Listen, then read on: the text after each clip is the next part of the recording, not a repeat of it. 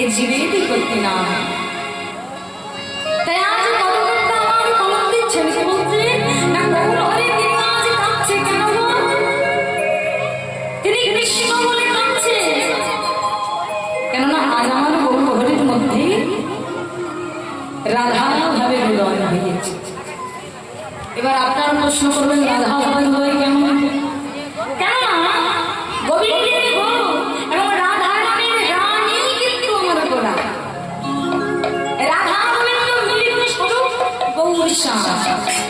তাই রাধা ভাবে মন হয়েছে গৌর হরি আমার কাছে ওমা আসতে গো হরি বল গল্প নয় মা আস্তে আস্তে আস্তে রাধে শ্যাম। তাই তিনি কলম দিচ্ছেন কি বলছেন